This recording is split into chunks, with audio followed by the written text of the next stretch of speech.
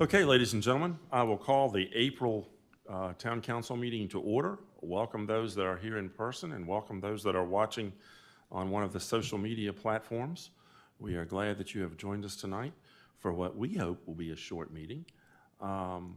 It's my pleasure to introduce Reverend James Ashton, pastor of First Baptist Church, to lead the invocation tonight. Reverend Ashton, it's always good to have you with us. And thank you for taking time out of your busy schedule to join us tonight. Good evening, Major Weiss. Ladies and gentlemen of the board, friends who are visiting with us this evening, what a marvelous time to be alive. This is Holy Week, and it's a joy to come and share with you a prayer, our own common prayer, realizing what happens on Easter Sunday morning, which is a joy for all of us. May we bow our heads in prayer. Oh God, our help in ages past, our hope for years to come, a shelter from the stormy blast and our eternal home. O wise, divine, omnipotent God, we come again this evening to journey here for a few minutes to discuss the affairs that you've laid before our hands, particularly council, and to wisely deliberate over those things that they've been handed to do. Lord, bestow upon them wisdom and understanding and love and equity and rational thinking. Let them understand, Lord, and let them be gifted to move forward in this town to take care of those things that must be done. Lord, you've been with them all these years. You've given them strength and clear thinking, good judgment, and sound minds. And we, Lord, hope that you will continue to do that. As the days come forth, Lord, we don't know what the world is going to be doing, Lord, but we do know in our hamlet that there is good judgment and there are people who understand and love one another and come together to deliberate about those things that need to be done. But Lord, we seek your divine guidance and wisdom. We ask, Lord, that during this season that we don't forget, Lord, the sacrifice that your Son paid on the cross. But also, Lord, as we look around and try to help one another, we realize each one of us, each one needs to reach one and be aware of the fact that we're here for just a simple season. We don't know what day you'll take us away, but during the time we're here, give each one of us, Lord, that sense of due rightness in our minds and help us to enable others, Lord, who are struggling. Lord, look over, Lord, those things that we've done wrong in the past, but give us new judgment and give us a sense of direction, Lord, that one day when you call us home, you'll say, well done, thy good and faithful servant. Until that time, Lord, be with this council. Let your spirit fall upon the council, the town, and the family members, and all who want to do right. We thank you, Lord, for what you've done in our lives, and Lord, we give you praise and honor in thy blessed Son's name. And to this we just say, hallelujah, amen.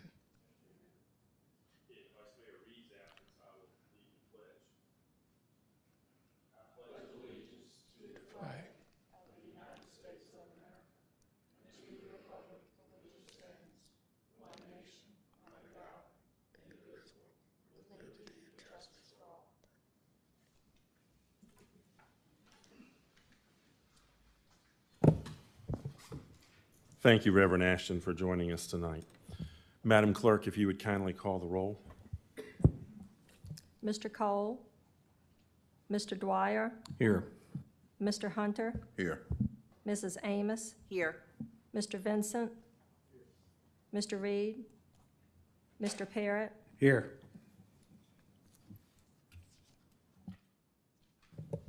Thank you, ma'am. Mr. Davis, we have a public hearing for redistricting. Yes, sir, Mayor. This is one of the requirements to meet, to give the 30 days and before we have, and then another public hearing on the ordinance. And so we're opening it up for public hearing on anybody who wants to speak to or ask questions about redistricting. Do we have anybody that wishes to speak about redistricting?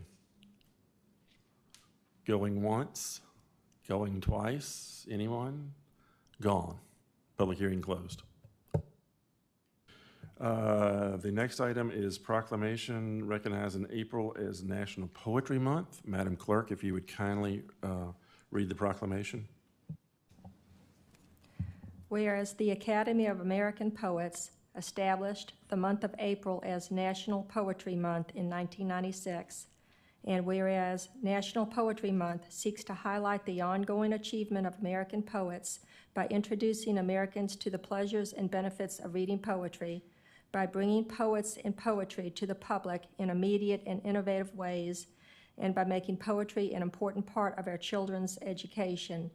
And whereas as National Poetry Month, under the leadership and direction of the Academy of American Poets, is now the largest literary celebration in the world, and whereas poetry enriches the lives of all Americans, and whereas poetry, as an essential part of the arts and humanities, affects every aspect of life in America today, including education, the economy, and community pride and development, and whereas poetry has produced some of the nation's leading creative artists and has inspired other artists in fields such as music, theater, film, dance, and the visual arts, and whereas National Poem in Your Pocket Day will be celebrated on April 28th, poems will be available at Farmville downtown businesses and at Centra.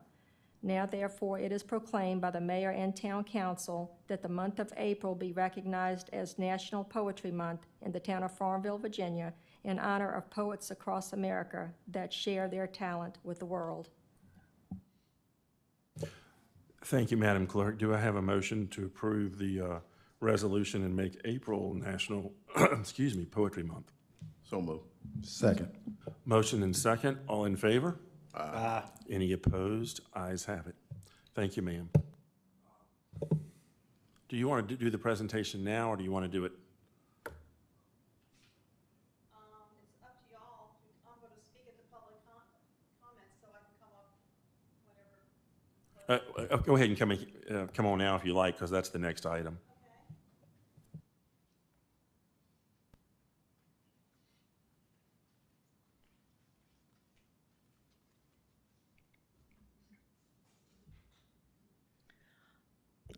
I'm Vicki Page. I'm with the Friends of the Barbara Rose Johns Farmville Prince Edward Community Library, and I'm here to talk about Poem in Your Pocket Day, which was the last item in the proclamation. This year, we've celebrated Poem in Your Pocket Day for 6 years, I think. We missed 2019 because of COVID, but every other year we've distributed poems to the downtown area. And I spent Monday and today going and talking to the downtown businesses, and we have 25 businesses that are participating in Poem in Your Pocket Day. In addition to that, all 3 of the libraries from Hampton-Sydney, the Farmville Library, and Greenwood Library are participating, and Central Southside Hospital is participating. So we have a wide spectrum of people who will be handing out poems. This year's poems, we will have 31 different poets whose poems will be represented and 36 poems. And before I go any further, if memory serves me correctly, there are 2 people having birthdays today. So happy birthday to the 2 people who are present today. I don't have happy birthday poems, but I do have poems to pass around.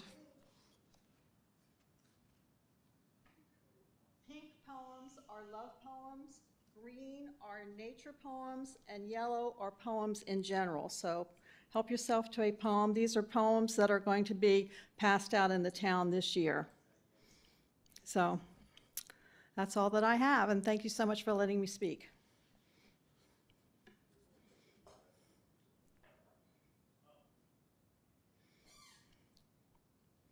And we'll be placing the proclamation in the Farmville Library. Great, thank you. And speaking of proclamation, on behalf of all of them, that's the proclamation that they just passed. Thank you so much.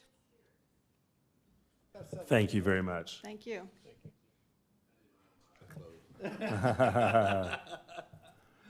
Madam Clerk, do we have anyone else signed up to speak? No one is signed up to speak. Anyone who wishes to speak who did not sign up? Jen, are you good? Good. Okay, the next item is request approval of the consent agenda. Do I have anybody that wishes to pull anything out of the consent agenda? If not, do I hear a motion to approve the consent agenda? I move we approve the consent agenda as presented. Second. Motion and second. All in favor? Aye. Any opposed? Ayes have it. Item 9, Madam Treasurer, Treasurer's report, Finance report. Good evening. You have April's finance report before you. The percentage collected through April 12th, yesterday, for real estate is 97.28%. Personal property is 97.45%. Real estate is up 0.09% from last month. Personal property is up 2.01%. The 2021 retail sales report has been provided in Dropbox for your review. Retail sales made a great comeback from 2020.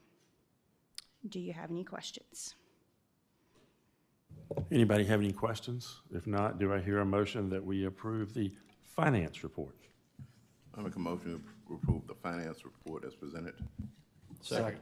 Motion and second. Any additional discussion? If not, all in favor? Aye. Any opposed? Ayes have it. Thank you, Madam Treasurer. Number 10, authorize the town manager to sign a contract with Longwood University for bus services. Mr. Davis? This is a standard procedure for me to sign certain contracts that usually it's obligation of money, but this is to receive money. And so this contract is, what we're obligated to is providing a service, and that is our bus service to Longwood University. It's the same contract that we did last year, just changing the dates. Any questions? If not, do I hear a motion? Make a motion, we authorize the town manager to sign the contracts for the Farmville area bus to Longwood University. Second. Motion and second. Any additional discussion? If not, all in favor? Aye. Any opposed? Ayes have it. Item number 11. You wait all year to do this. Present the proposed 22-23 budget.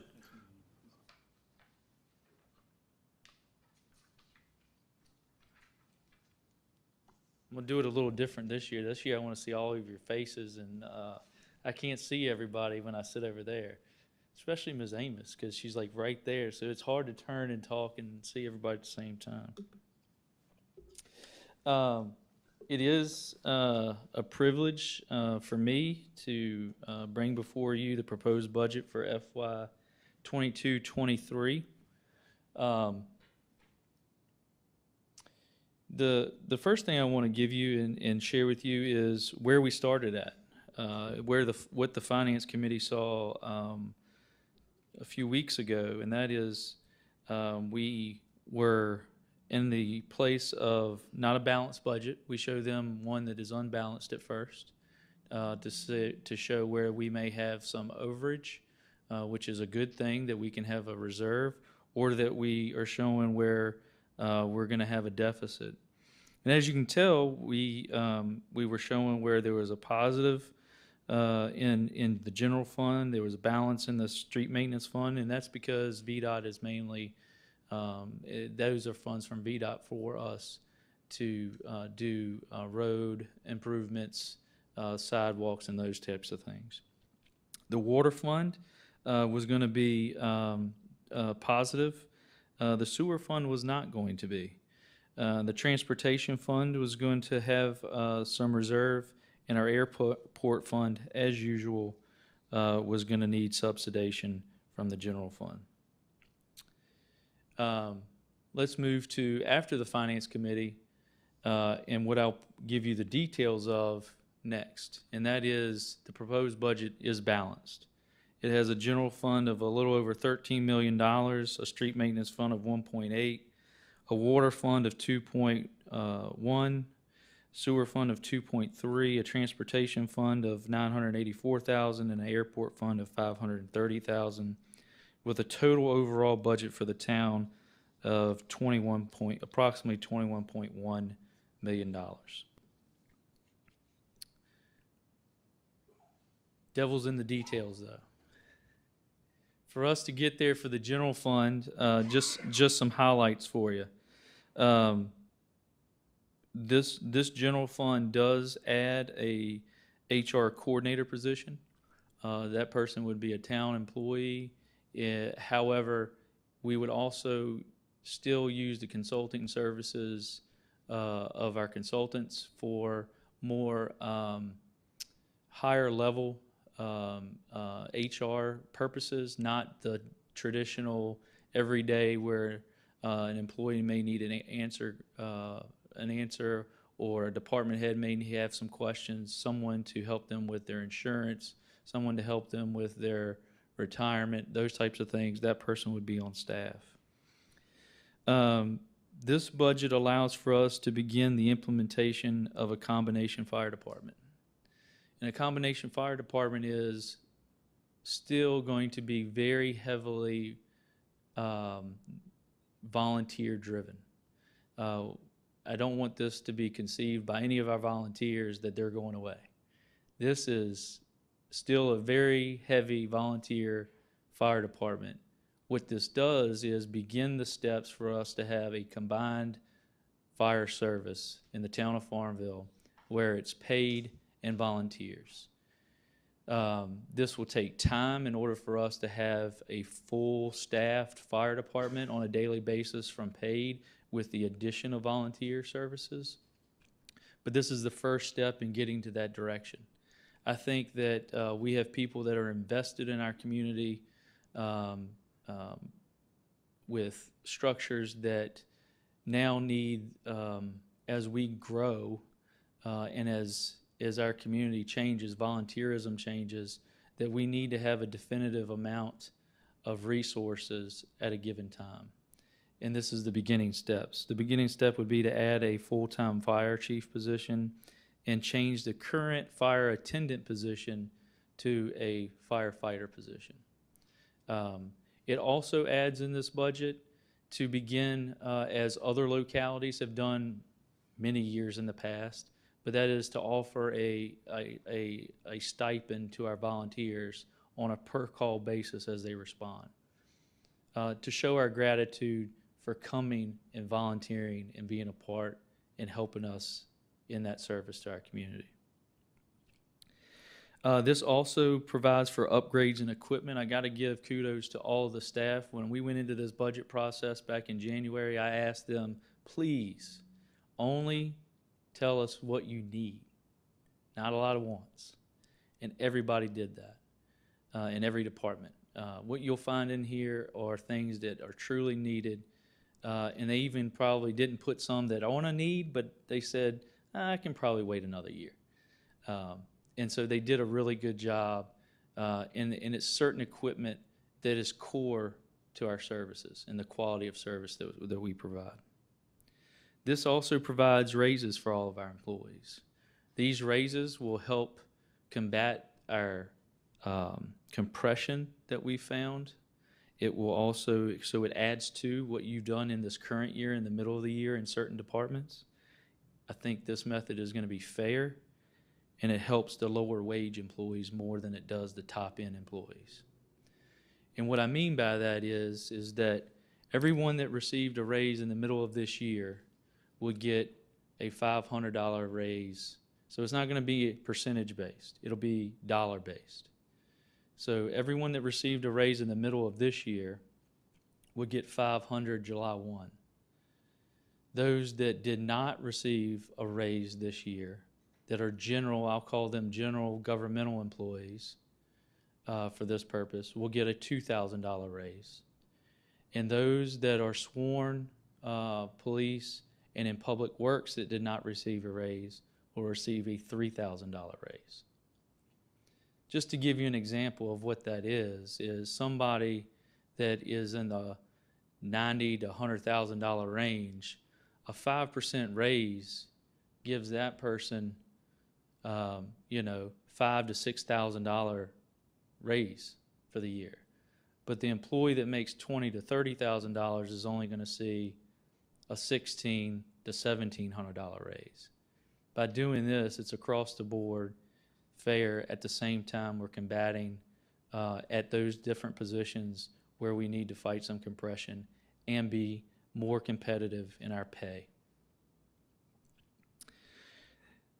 In order for this to balance, there are some other tough decisions that I'm going to get to. One of them is, I don't see it as too tough since the sanitation rate was originally inception in 2012 for the town, and we haven't touched that $10 sanitation fee ever since.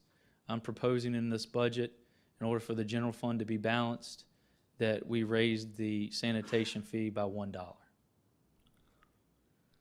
The next way that we can make this budget balanced is, you'll notice in the beginning one that I sent to the Finance Committee, it showed a positive difference. And you'll notice in the one that I provided to you all tonight is balanced. All of that, though, is dependent upon the closure of our municipal golf course. If we do not stop the continual deficit of that facility, we would have to come up with an additional $217,224 to balance this budget. That means those equipments, the raises, all of that has to change in order for us to pass this budget. As you know, we have been, over the last 5 or 6 years, subsidizing that, which for me, I believe, yes, it is something that people who play golf enjoy. However, it's not a core service for every resident in the town of Farmville. And we have been spending at a lot, we've been having a loss of anywhere between $200,000 and $250,000 a year. I think this is a point in time where we need to take that off the table so that we can begin to put money into core services, like creating a combination fire department that is a benefit to all the citizens of Farmville and the businesses, to having more recreational programs, and to enhancing our equipment that does core services, newer dump trucks that aren't rusting, a new bed to a street sweeper.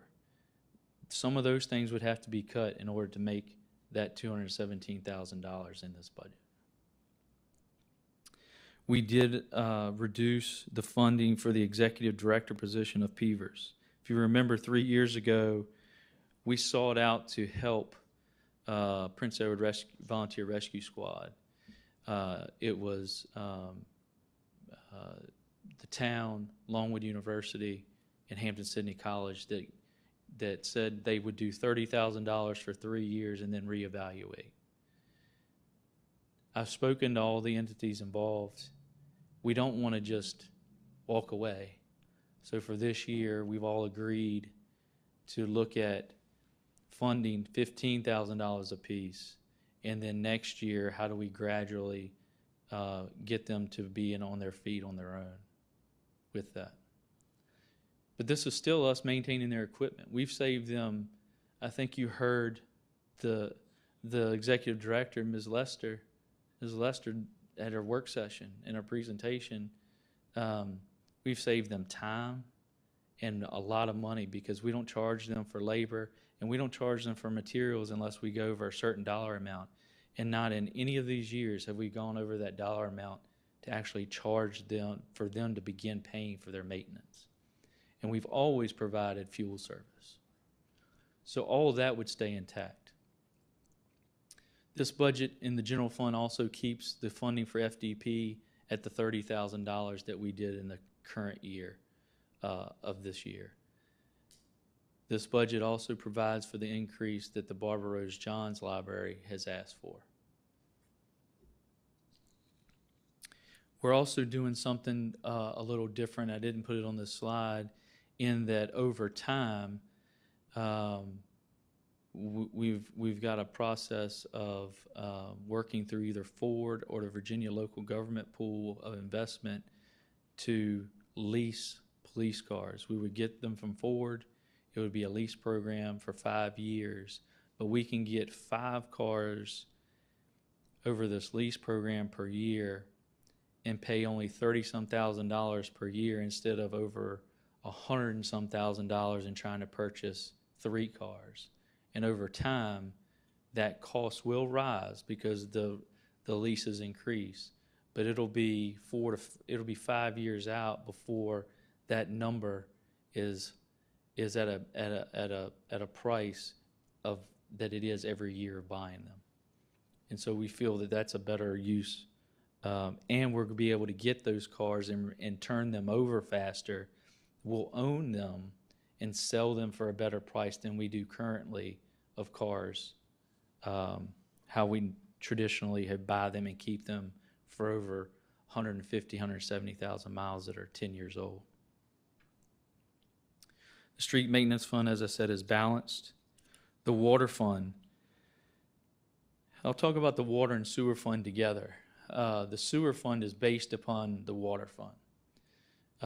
The last time that we increased our water rates was in 2018. As you can tell, I'll go back to the original one, our sewer rates based on our water rate, it would be at a deficit if we were to not increase rates. And we've got to have some built-in reserves every year for unforeseen circumstances and build capital for those larger capital improvements once our ARPA money runs out for these areas of infrastructure. So what I'm proposing in this budget is to increase each tier of the water fund by $1. It provides reserve funds for unforeseen circumstances. If you remember, I think it was in 2018, back here on South Virginia Street, when that collapsed, that was unforeseen. That was a large price tag. We had money to pay for that, but that was a big event. If we have 1 or 2 of those a year, we've got to be able to have the funds in reserve to pay for that. This allows us to do that, and that's what enterprise funds are for. The sewer fund, and so by using, as you agreed to allow me to do at the work session, and start bringing that capital, those projects that are capital projects, and use ARPA funds, that reduces some of that cost in this year for us to build those reserve funds.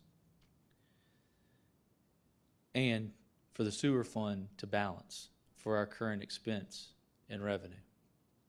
The sewer fund, as you know, part of why it is at a deficit is also we transfer funds from it to cover general fund debt.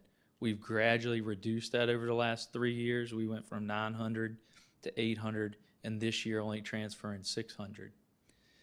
The sewer rate is 120% of the water rate at each tier. Without the increase, we'd be at a deficit.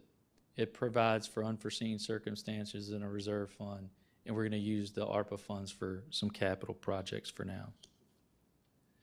The transportation fund is in good standing because of state, federal, local dollars.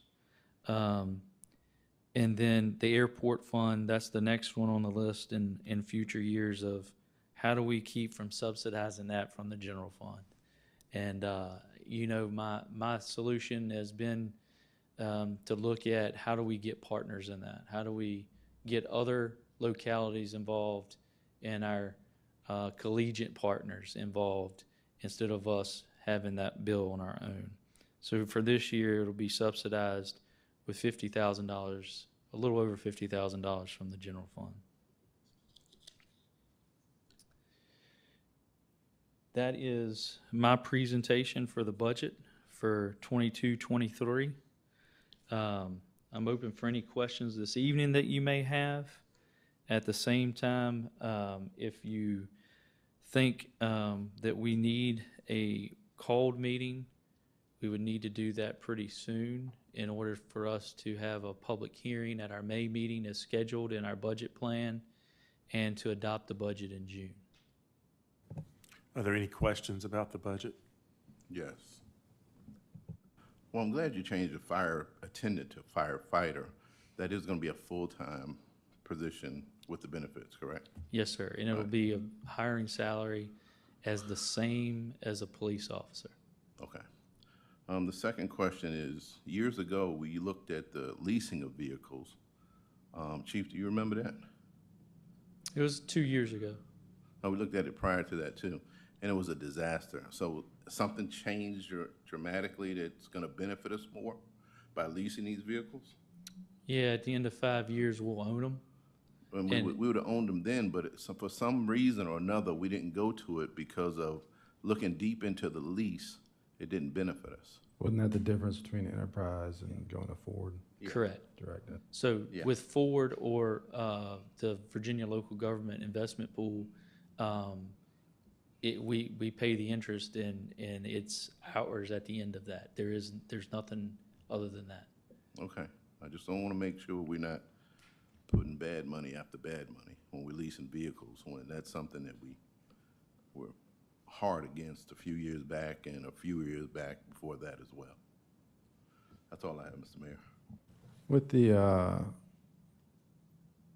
that still includes the banquet room remaining a rental out there at the. So yes, we would still operate the banquet room and keep it trimmed around that and maintained. It just closes the golf course June 30. That's what I was going to ask. What's the proposed date for closing the golf course, June 30th? June 30 would have to be the last day because there wouldn't be any funding as of July 1 for the new fiscal year. And the staff, what do you have out there for staff and what happens to them?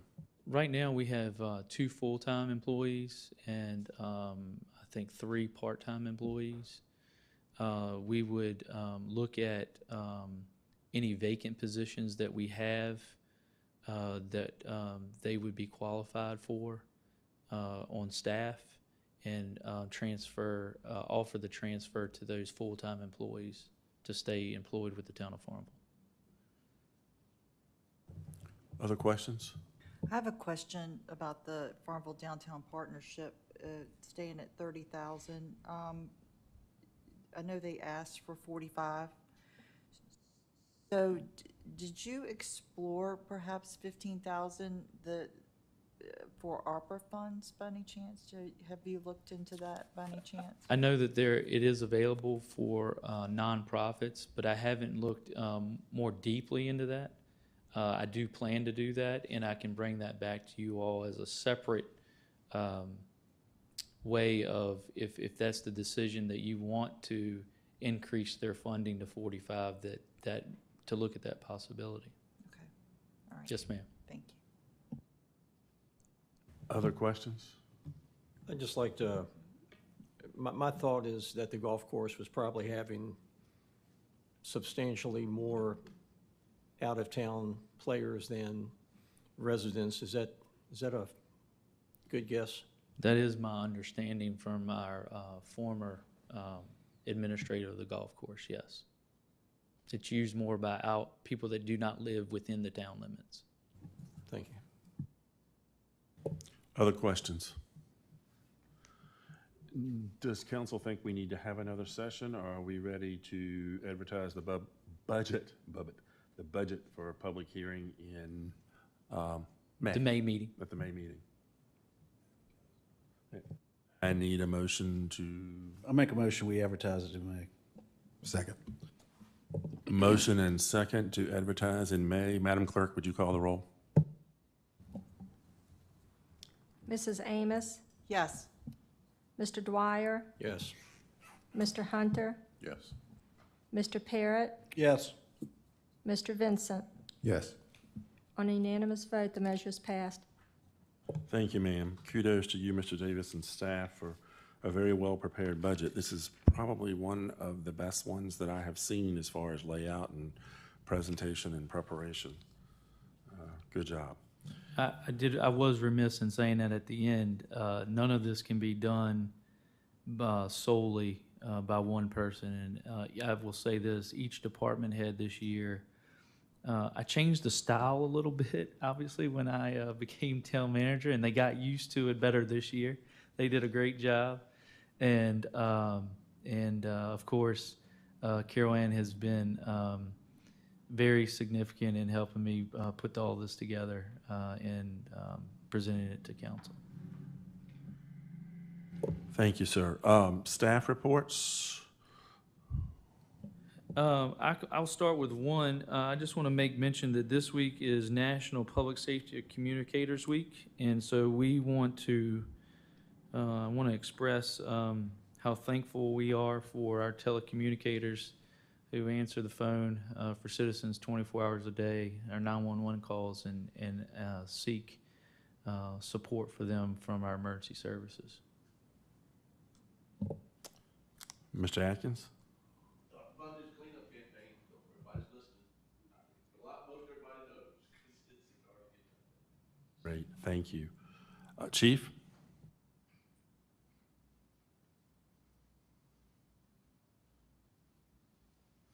Good evening, everyone. I have several things, Mr. Mayor, that I'd like to go over, council. In regards to National Telecommunicators Week, I couldn't get him to join me because he does not like the spotlight whatsoever. But please join us in congratulating communications operator Cody Hudgens on being selected as the 2021 Telecommunicator of the Year. Cody was nominated by his peers for going above and beyond what is required and for his skill of remaining calm during high-stress situations. It was noted that while helping others, his patience, understanding, and knowledge of the job have impacted others in a positive way. Cody has been in our dispatch center for just over 10 years, and his hard work and dedication are greatly appreciated. On another note, next week, next Thursday night, 6 o'clock, we'll end our 7th Annual Citizens Academy. It's hard to believe 9 weeks have already come and gone. I'd like to invite y'all to come and join us for the graduation, which will be here at 6 p.m. in council chambers, followed by reception over in the EOC. So I certainly hope you can make it. And last but not least, I have something that I want to bring to your attention, several fraud cases that we have been working. And I think it's appropriate that I say this tonight because I know a lot of people are listening and watching, and I think they need to hear this. Over the last month, we have worked 3 fraud cases now that literally has been involved in people losing hundreds of thousands of dollars right here in Farmville. Without getting into the investigations too deep, basically what it is, it's involving wire transfers of funds, people who are purchasing real estate, what have you, but involves a large transfer with local institutions, financial institutions here in town.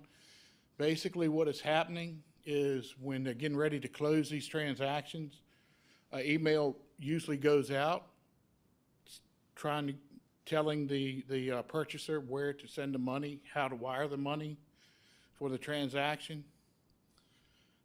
Somehow these emails are getting intercepted, just like a football pass, what have you, by these scammers or these people that are trolling the internet.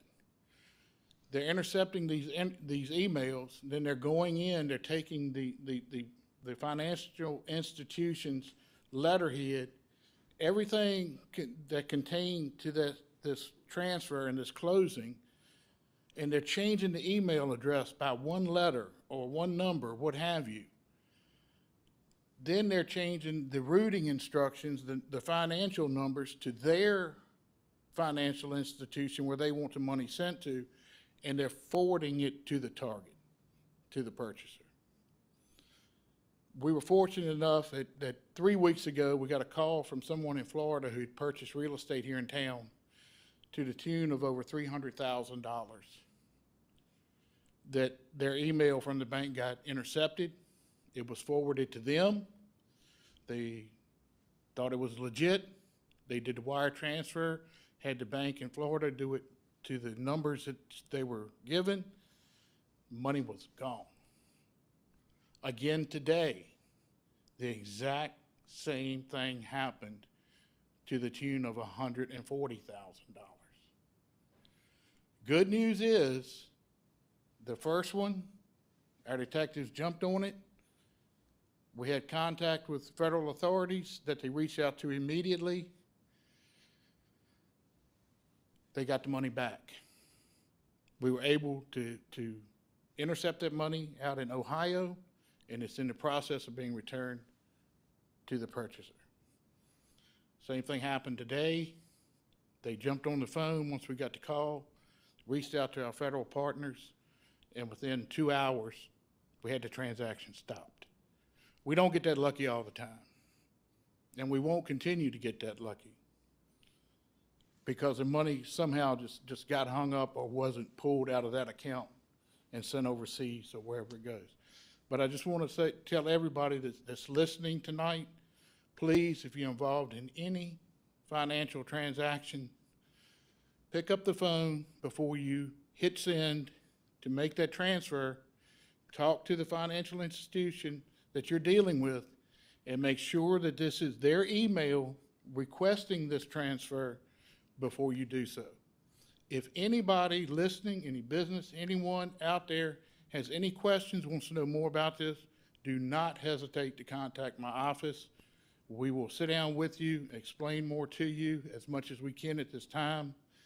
But hopefully that in one of these particular instances, there is a target, a suspect in Ohio, and hopefully we can make an arrest. So, Thank you, Chief. It all centers around wire transfers, right? yes, sir. Very scary. Anybody have any questions? It's something that we've seen in our business, and you know, for us, all it takes is a simple like, is this legit to the original person? And you find out quickly it's not. So just doing just that minimum sometimes can save you a lot of heartache. To your point, You cannot be Chief. too Absolutely. careful right now, especially when you're dealing with emails. Thank y'all very much. Thank you. Any other staff reports? If not, we'll go around the table. Mr. Hunter? Nothing, Mr. Mayor. Mr. Vincent? We met in the recreation department. We took a field trip out to the airport to talk about the 4th of July event. And there was, you know, there's been a lot of changes out there, a lot of projects done. And one of the points that got brought up is the new fencing that encircles or encloses the airport now makes it a little bit difficult logistically for some of the aspects of the 4th of July event we've held out there typically. That fencing you know, is there to serve is sort of following federal guidelines.